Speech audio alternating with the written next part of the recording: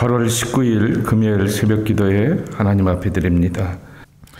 너희가 이같이 될지라도 내게 청종하지 아니하고 내게 대항할진대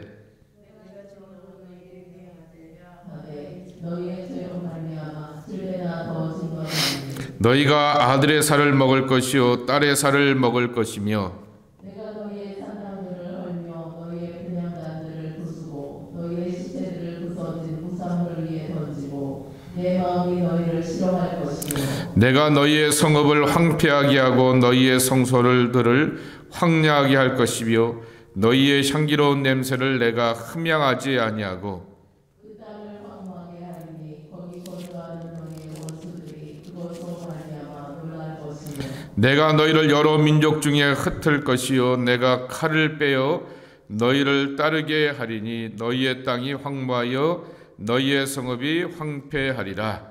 너희가 원수의 땅에 살 동안에 너희의 본토가 황무할 것이므로 땅이 안식을 누릴 것이라. 그때 땅이 안식을 누리리니 너희가 그 땅에 거주하는 동안 너희가 안식할 때 땅은 쉬지 못하였으나 그 땅이 황무할 동안에는 쉬게 되리라.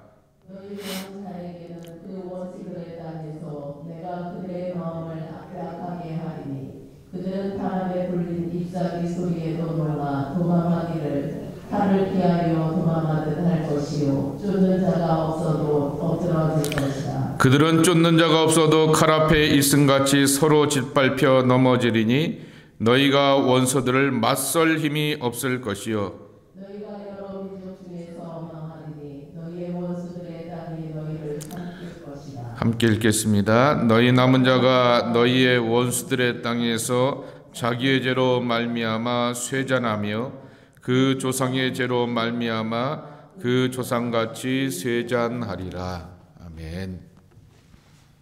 여러분, 이 말씀을 보시면서 질문을 하나 스스로에게 던져 보셔야 될 것이, 왜 하나님께서 축복하시는 말씀은 짧고 저주의 말씀은 그렇게 길까입니다. 거의 2배 이상의 긴 길이로 반복하여서 저주를 말씀하고 있습니다. 그런데 이 레위기 26장보다도 더 긴 저주의 말씀이 어디 있냐고 하면은 신명기 28장의 말씀입니다. 거기는 무려 4배 이상의 차이가 날 정도로 우리가 잘 아는 정말 앞에 서고 뒤에 있지 아니하고 꾸어주고 꾸지 않고 라고 하는 그러한 축복의 이야기가 앞에 잠깐 나오게 되지만은 뒤로는 무려 4배 이상의 퍼붓는 저주의 이야기가 반복하여서 이렇게 나오게 됩니다. 하나님께서는 우리에게 좋은 것 주기를 원하시는 하나님이라 말씀하고 있는데, 이 긴 저주의 말씀들이 이렇게 레위기 26장이나 또 신명기 28장에는 그렇게 길게 반복하여 말씀하고 있는가라고 하는 것이죠. 근데 하나님이 요구하시는 것은 하나입니다. 오늘 말씀에도 있듯이 내게로 돌아오지 아니하고 내게 대항할진대 그렇게 말씀하고 있습니다. 청종하라입니다. 들으라라고 하는 것이죠. 듣지 않는 사람들을 향하여서 하나님께서는 그것을 향하여서 대항하는 자, 어제 말씀에도 있듯이 대항이라고 하는 말이 캐리라고 하는 히브리어 단어인데 맞섬이라고 그랬습니다. 그리고 엇갈려 만남이라고 하는 것입니다. 하나님은 동으로 가는데 나는 서로 가면서 이렇게 잠깐 평생 한 번 만나는 거죠. 그래 놓고는 하나님 만났다라고 말하기는 하긴 했는데, 그런데 엇갈린 그러한 만남이죠. 다시는 만남이 없는 그러한 엇갈림이 바로 하나님을 향하여서 대항하게 되는 것입니다. 그러한 삶 가운데 하나님께서 복을 주실래야 주실 수도 없다라고 하는 것입니다. 28절 말씀에도 있듯이 너희의 죄로 말미암아 7배나 더 징벌하리니 그랬습니다.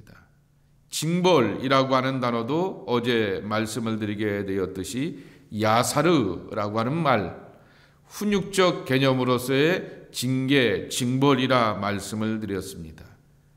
그런데 여기 한 단어가 번역이 되지 않았습니다. 역시 너희의 죄로 말미암아 역시 7배나 더 징벌하리니 라고 하면서 하나님은 하나님의 말씀을 듣지 않는 백성들을 향하여서 그렇게 하겠다라고 하는 그 말씀인 것입니다. 분명한 것은 하나님의 마음은 변함이 없기 때문에 한결같은 그 하나님의 마음 앞에서 변함없이 나아가는 그러한 모습이 되어야 될 것을 말씀하고 있는 것이죠. 여기 이 결과가 너무 처참합니다.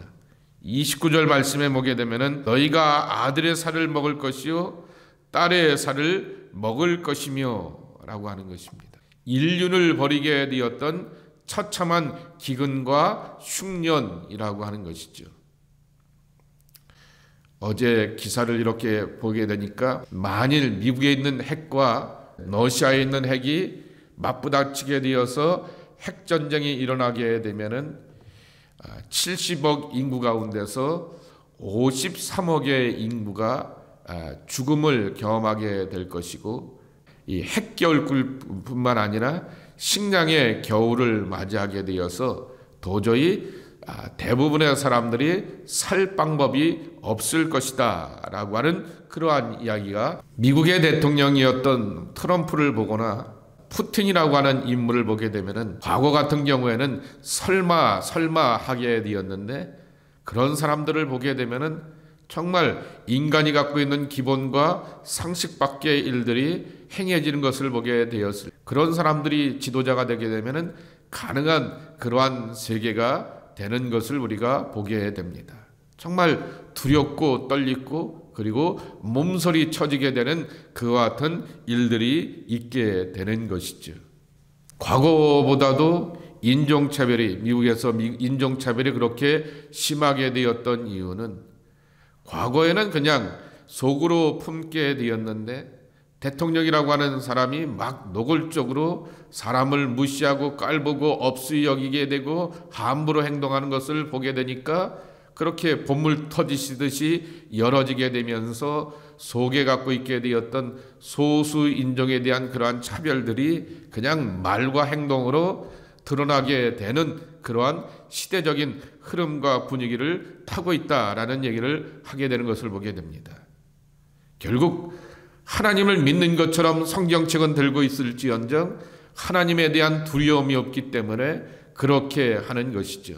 그런데 중요한 사실은 하나님을 향하여서 대항하면 대항할수록 하나님의 말씀을 듣지 않고 청정하지 않고 하나님의 뜻에 따르지 않게 되었을 때 하나님께서도 우리를 향하여서 등을 돌리시게 되면 29절과 같은 그러한 잔인한 인생의 겨울들을 맞이할 수 있다라고 하는 것입니다. 또 한 가지는 30절, 31절 말씀에도 있듯이 예배가 무용지물이 되는 것입니다.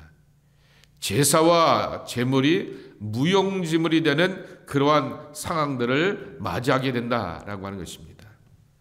성전을 거절하신 하나님, 제단을 거절하시는 하나님이라고 하는 것입니다. 산당과 분향단을 부수고 그랬습니다. 그리고 또한 너희의 향기로운 냄새를 내가 흠양하지 아니할 것이요 라고 이렇게 말씀하시게 됩니다. 흠양하지 아니한다라고 하는 그러한 냄새를, 향기로운 냄새를 흠양하지 아니한다라고 말하게 되었는데 그 냄새라고 하는 것이 갈랄이라고 하는 그러한 단어입니다. 근데 그 표현이 아주 가관입니다. 똥덩어리라고 하는 그러한 표현이죠. 우리는 그렇게 향기로운 제물로서 하나님께서 이 내가 소를 바치고 양을 바치고 온과 정성을 다하여서 제물을 바친다라고 하여서 역시 하나님은 우리의 제물을 흠양하시고 받으신다라고 말하게 되는데 갈랄이라고 하는 이 단어를 쓰시면서 냄새나고 추한 것, 더러운 것이라고 이렇게 말씀하시게 된다라고 하는 것입니다.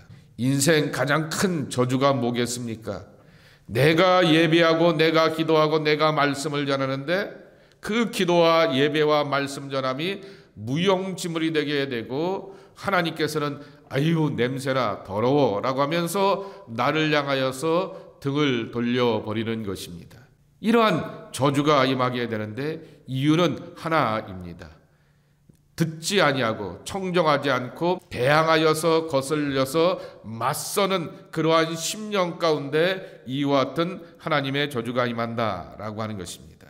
세 번째로는 땅의 문제인 것입니다. 3절과 34절 말씀에 보게 되면은 너희를 위해 땅이 황무하여서 너희의 성읍이 황폐하리라. 그리고 너희의 땅이 변하여서 뭐가 되냐고 하면은 원수의 땅이 되어버린다라고 하는 그러한 말씀이라고 하는 것입니다.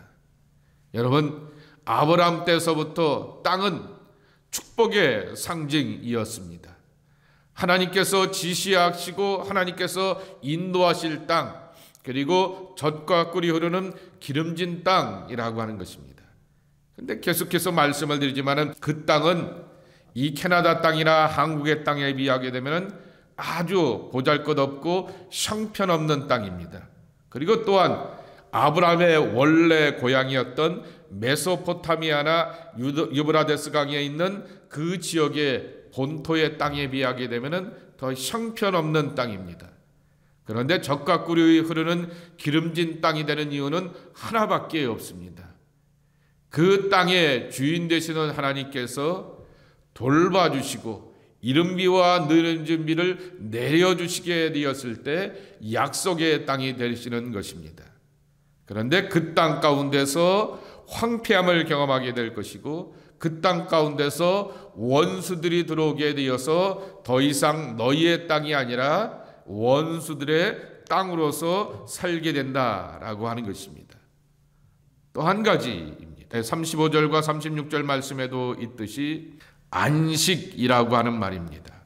안식할 때 땅은 쉬지 못하였으나 그 땅이 황무할 동안에는 쉬게 하리라 그랬습니다.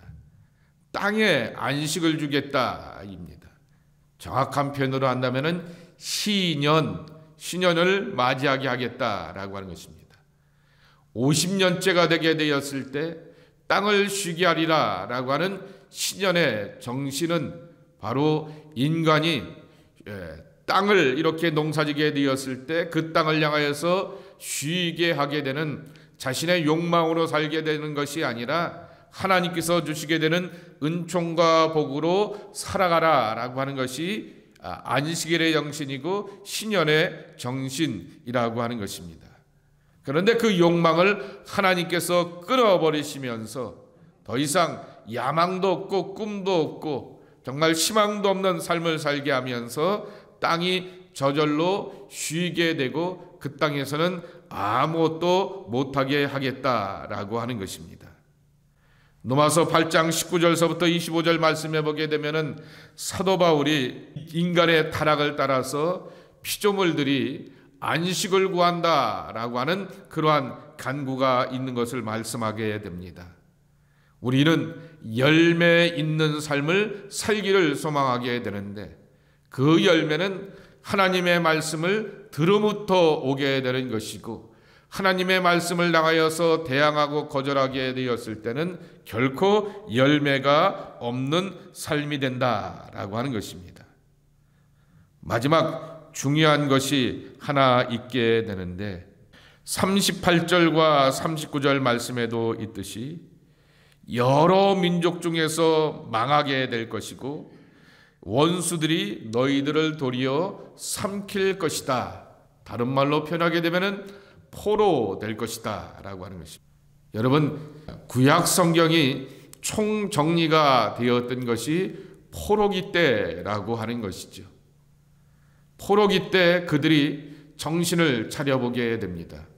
더 이상 제단의 종교가 아니라 성전의 종교가 아니라 말씀의 종교로서 자기들의 신앙을 정리하게 되면서 회당에서 모여서 하나님의 말씀을 읽게 되면서 그 하나님의 말씀을 총정리하게 되면서 창세기서부터 예언자들의 예언까지의 모든 말씀들을 총정리해 보게 되는 것입니다. 그리고 후대에 가서 거기에 포로기 때의 말씀이었던 에스라나 느헤미야와 같은 말씀들이 또한 덧붙여서 정리가 되게 됩니다. 근데 가장 먼저 총정리하게 되었던 것은 모세오경이었던 것입니다. 자기들의 역사를, 지난 역사들을 돌아보게 되니까 이 예언의 말씀들이 그대로 담겨져 있는 것입니다. 그리고 그 예언들은 성취되었던 것이죠. 응답도 성취가 되지만은 저주도 성취되는구나 라고 하는 것을 바벨론의 포로로 끌려가게 되면서 하나님의 말씀으로 돌아오게 되고 말씀을 정리해 보게 되면서 말씀의 응답도 확인하게 되었던 것입니다. 남의 땅에 살게 될 것이고 원수들은 우리 땅을 차지하게 되고 삼킬 것이다 라고 하는 이 저주의 현실이 성취가 되는 것들을 그들이 깨닫게 되면서 정말 말씀의 사람들이 되고 말씀의 종교로서 우리의 신앙을 굳게 정립하며 하나님의 말씀을 정말 신명기가 말씀하시게 되었듯이 들어가도 나가도 이 말씀을 새기고 이마에 새기고 손목에 새기면서 묵상하는 사람들로서 청종하기를 간구하였다라고 하는 것입니다. 거기다가 예수님 시대에는 바리새인들이 그것을 더 그때 당시에 그러한 문화를 담아서 재해석하게 되고 가장 선대적으로 해석하게 되었는데 예수님은 그것조차도 틀리셨다라고 말씀하시며 다시 한번 그렇게 재해석하여 주셨던 것입니다. 그러기에 우리는 예수님의 눈을 가지고서 하나님의 말씀을 보아야 되고 구약을 보아야 됩니다. 사도 바울의 눈과 베드로와 사도들의 눈을 가지고서 하나님의 말씀을 보아야 되는 것이고 그렇게 구약 성경을 보아야 되는 것입니다. 그것은 바로 하나님의 말씀이 나를 지배하고 나를 다스리고 나를 통치하는 것입니다. 그것이 예수님께서 말씀하시게 되었던 하나님의 나라일 것입니다. 축복도 성취가 되었습니다. 그리고 저주도 성취가 되었습니다. 우리는 이스라엘 백성들의 고난의 세월을 보면서 그 성취되었던 저주를 따라가기보다는 아브라함이 성취하게 되었고 다윗이 성취하게 되었고 앞서갔던 믿음의 사람들이 하나님을 붙들면서 성취하게 되었던 축복의 성취를 우리의 삶 가운데서 경험하며 살아가야 할 것입니다. 하나님의 말씀이 축복과 저주가 늘 놓여져 있게 되었을 때 어떤 말씀을 따라갈 것인가? 여러분 당연히 아시고 계실 것입니다. 약속과 축복의 말씀들이 여러분이 것이 되어서 하나님의 은총과 복을 받는 복된 주의 사람들 되기를 예수님의 이름으로 축복합니다. 아버지 하나님 감사합니다. 오늘도 저희들을 깨워서 기도하며 하루를 살게 하여 주셨는데 축복된 주의 자녀들 되기를 소망합니다. 하나님의 말씀이 우리에게 들려져 오게 되었을 때 한 귀로 듣고 한 귀로 흘러버리게 되는 정말 그러한 저주의 백성들이 아니라 하나님의 말씀이 우리 가운데 들어오게 되었을 때 내 마음의 문을 활짝 열고 받아들이고 안에서 잘 가꾸고 열매 맺어서 먼저 내 안에 말씀의 성취와 열매와 응답이 있는 복된 신앙이 되게 도와주시옵시고 그리고 그 삶 가운데서 하나님께서 이뤄가시는 놀라운 역사와 응답을 보고 누려가는 은혜를 누려가는 주의 사람들이 저희들이 되게 하여 주시옵소서. 말씀하옵소서 주의 종이 듣겠나이다 라고 고백하게 되었던 사무엘처럼 말씀하옵소서 주의 여종이 듣겠나이다 라고 고백하게 되었던 마리아의 황당한 순종의 마음과 같은 그 믿음의 자세처럼 언제나 늘 주의 말씀이 들어오게 되었을 때 내 상황의 유불리를 따라서 따르는 것이 아니라 하나님이 말씀하시니 그 말씀에 전적으로 따를 줄 아는 참된 믿음의 순종과 고백이 우리 안에 있는 복된 순종의 사람들이 저희들 되게 하여 주옵소서. 저희들을 향하여서 가르치고 안내하시고 훈육하시고 인도하시는 것이 하나님의 손길인 것을 믿사오니 말씀하시는 하나님의 그 계획과 손길들을 경험하며 노력할 수 있는 약속의 자녀들이 저희들 되게 하여 주시옵소서. 사도 바울이 가르쳐주게 되고 베드로가 가르쳐주게 되고 예수님께서 가르쳐주시게 되었던 그러한 믿음의 안경을 끼고 하나님의 나라를 우리 가운데서 경험하며 살아가게 되는 말씀의 통치와 다스림이 있는 복된 삶이 저희들의 모습이 되게 하여 주시옵소서. 이 아침에도 고백하며 나오는 당신의 자녀들을 향하여서 지켜주시기를 간구하올 때 예수님의 이름으로 간절히 축복하며 기도하옵나이다. 아멘.